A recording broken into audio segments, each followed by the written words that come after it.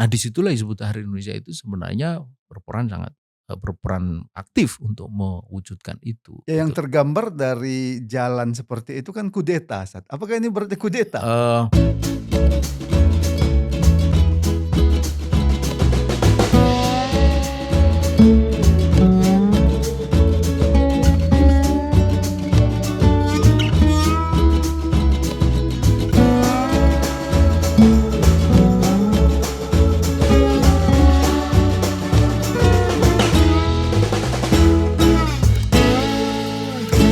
Bismillahirrahmanirrahim. Assalamualaikum warahmatullahi wabarakatuh.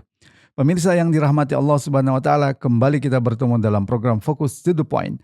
Kali ini kita akan membahas salah satu topik yang cukup menarik ya dari buku Ustadz Ismail Yusanto tentang khilafah jalan menuju Islam kafah, yaitu subjudul jangan cuma jadi penonton. Ya, ada apa di balik judul ini? Untuk itu kita akan mendiskusikan hal ini dengan Ustadz Ismail Yusanto.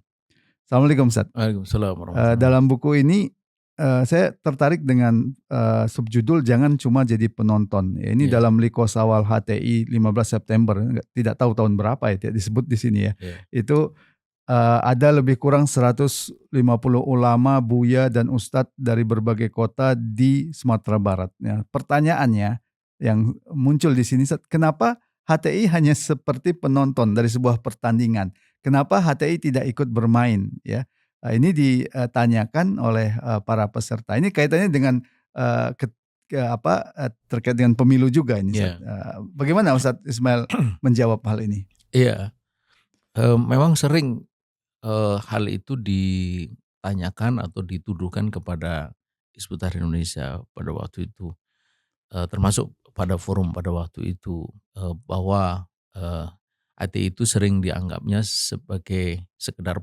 penonton gitu, dari mereka yang sedang berlaga. Eee, itu bisa dipahami, bila yang dimaksud adalah berlaga dalam politik praktis itu, Hmm. pemilu gitu. Hizbut Tahrir Indonesia kan memang, sebuah, partai yang dia tidak terlibat di dalam politik praktis, politik demokrasi seperti itu. Lalu dianggapnya sebagai sekedar penonton. Tetapi, jika kita, eee, pahami di dalam konteks yang sebenarnya atau yang tepat, maka tentu tudingan itu terbantah, akan terbantah dengan sendirinya. Apa itu?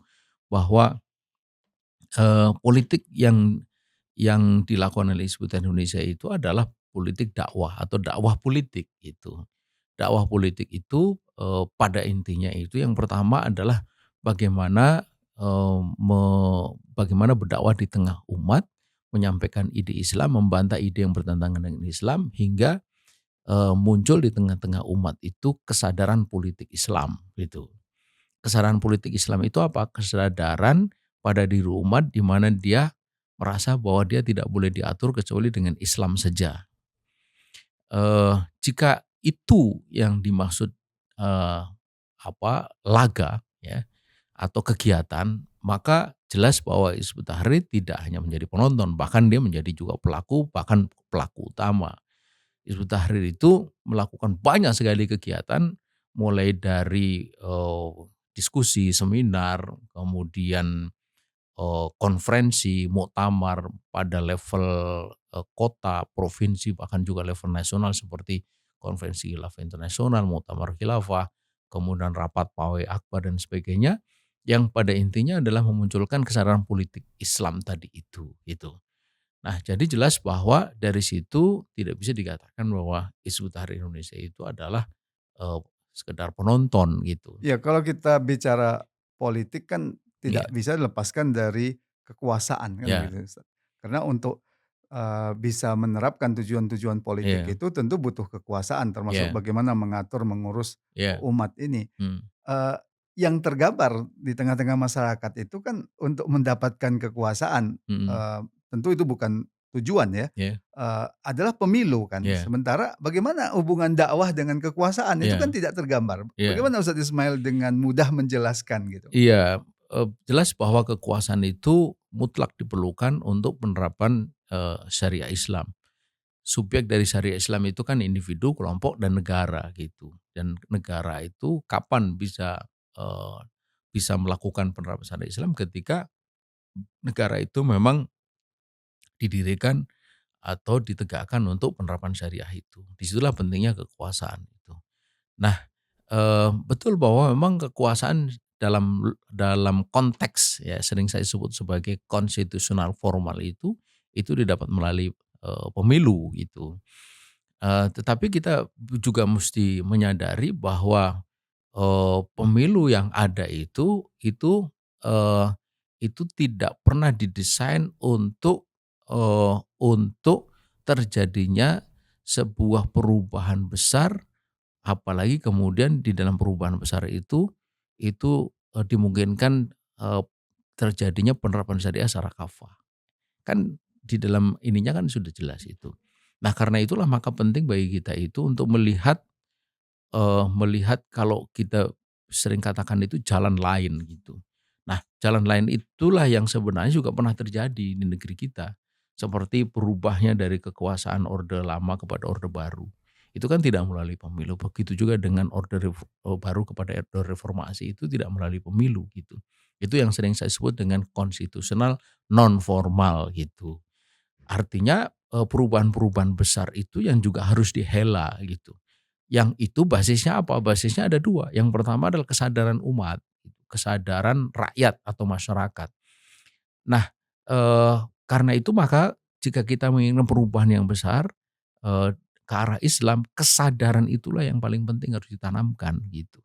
Nah, disitulah Hizbut Tahrir Indonesia itu sebenarnya berperan aktif untuk mewujudkan itu Ya yang gitu. tergambar dari jalan seperti itu kan kudeta, Ustaz. Apakah ini berarti kudeta? Eee, jadi ini istilah ini memang istilah yang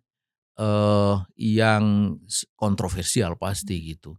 Tetapi kalau kita memahami apa yang terjadi pada perubahan Orde Lama ke Orde Baru, lalu Orde Reformasi kepada Orde Baru kepada Orde Reformasi kan tidak pernah disebut sebagai kudeta. Mmm, Nah gitu, karena ada dukungan dari masyarakat dukungan dari dan masyarakat, apa yang disebut kemudian dengan ahlul quwah gitu ahlul ya, quwah gitu. Jadi intinya sebenarnya itu ya? Sebenarnya itu gitu, karena itulah maka, kita mesti berpikir ke arah sana gitu. Karena itulah maka kita kita musti membuka, ruang ruang wacana dan pemahaman kita tentang politik itu lebih luas lagi, tidak sekedar politik-politik praktis seperti itu untuk terjadinya perubahan yang kita inginkan gitu. Ya dalam perjalanan dakwah Rasulullah SAW kan ada aktivitas di mana Rasulullah mendatangi kabilah-kabilah Ya, yang sering oleh para ulama itu disebut sebagai aktivitas tolabun nusroh ya, ya. ya, Bagaimana, konteks itu kita lihat dalam dakwah sekarang, Ustaz? ya. Nabi itu mendatangi, lebih dari 15 kabilah. Untuk apa? Untuk mengajak mereka kepada Islam dan, untuk memberikan nusroh kepada Nabi atau pertolongan kepada Nabi untuk, didapatnya kekuasaan bagi tegaknya Islam. Itu dilakukan oleh Nabi berulang-ulang. Dia datang kepada satu kabilah, ditolak, datang lagi ke kabilah berikutnya dan seterusnya. Itu menunjukkan bahwa bahwa ini perkara yang sangat penting. Kalau tidak penting Nabi tidak akan pernah melakukannya berulang-ulang. Dan itu juga merupakan bagian dari ketentuan yang ditetapkan oleh Allah, bukan sekedar oleh karena keadaan gitu. Jadi apa yang dilakukan berulang-ulang itu menunjukkan ini adalah sesuatu yang penting karena itulah kita pahami sebagai thoriqoh, perjuangan Nabi atau dakwah Nabi gitu. Nah, karena itulah maka penting bagi kita itu untuk tadi saya sebut 2 faktor. Yang pertama kesadaran umat, yang kedua adalah